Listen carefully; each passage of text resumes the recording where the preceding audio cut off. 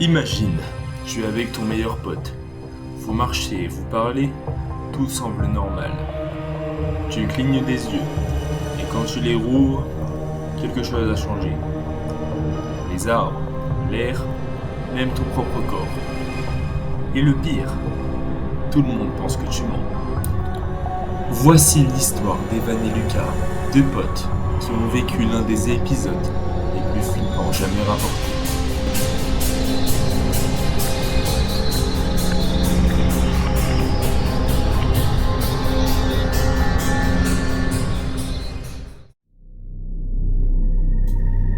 L'histoire se passe en 2023, dans une petite ville tranquille, au nord de la France. Deux adolescents, Evan et Lucas, 15 ans. Ils sont inséparables, passionnés d'urbex et de rando étranges. Un jour, ils décident d'explorer un sentier isolé, dans une forêt qu'on appelle la Goule. Un endroit que les anciens du village évitent, sans jamais expliquer pourquoi. Il est 16h40. Les deux amis sont dans la forêt en train de filmer pour leur chaîne. Rien d'anormal. Jusqu'à ce qu'ils entendent un bruit métallique, comme un vieux carillon. Lucas regarde autour. Personne. Mais Evan lui dit qu'il a vu une silhouette immobile entre deux arbres, noire et menaçante. Puis tout devient flou. Le sol semble se dérober sous leurs pieds. Les sons se déforment. Ils ressentent un vide dans la poitrine, comme une perte de repère. Puis, le silence total.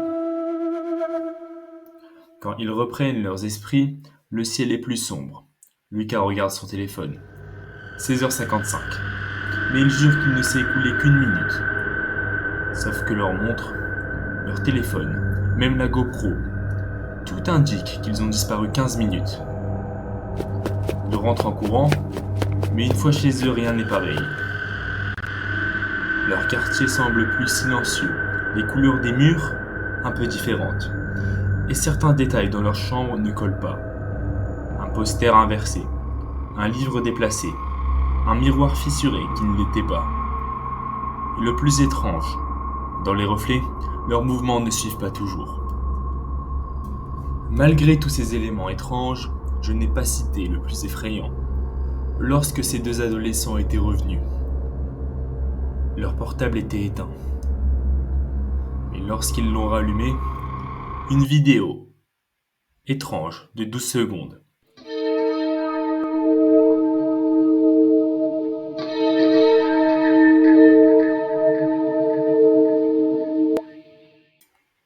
Personne ne sait qui a filmé ça. Depuis ce jour, Evan et Lucas cherchent une explication. Ils ont donc fait plusieurs hypothèses. Première hypothèse, une faille temporelle.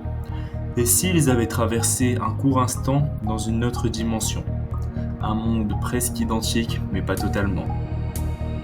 Hypothèse 2, une hallucination collective. Et si leur cerveau avait simplement buggé? Mais comment expliquer les preuves physiques? La GoPro a continué d'enregistrer, mais l'image se brouille pile à 16h40. Et surtout, pourquoi exactement 15 minutes? La dernière hypothèse, une expérience interdite. La forêt de la Goule aurait été utilisée pendant la guerre pour des tests de transmission secrète. Et si quelque chose avait été activé? Un ancien champ magnétique? Ou une porte entre deux mondes? Depuis cet événement, rien n'est vraiment revenu à la normale. Evan rêve toutes les nuits du même tunnel noir, avec la même silhouette qu'il avait aperçue entre les deux arbres, ce jour-là, mais aussi qu'il avait aperçue dans la vidéo étrange sur le portable. Lucas, lui, entend parfois des chuchotements. Je n'aurais pas dû revenir. Ils ne vont plus dans la forêt, mais parfois, leurs jambes les y emmènent presque sans qu'ils s'en rendent compte. Et leurs proches disent qu'ils ne sont plus tout à fait les mêmes. Moins expressifs, plus distants, et surtout froids, même quand il fait chaud. Et l'horloge du salon, parfois, sans raison, elle s'arrête sur 15. L'affaire a été classée. Aucune preuve d'enlèvement ni de disparition, ont dit les autorités. Mais leur famille, elle, voit bien qu'ils ne sont plus comme avant. Evan et Lucas ont tenté de raconter leur histoire, mais à chaque fois, on les regarde comme des fous. Et vous les croyez? Est-ce que vous pensez qu'ils ont franchi quelque chose? Ou bien que les Evan et Lucas revenus de cette forêt ne sont pas vraiment les mêmes? Alors dites-moi, et si vous disparaissiez 15 minutes, seriez-vous sûr de revenir dans le bon monde?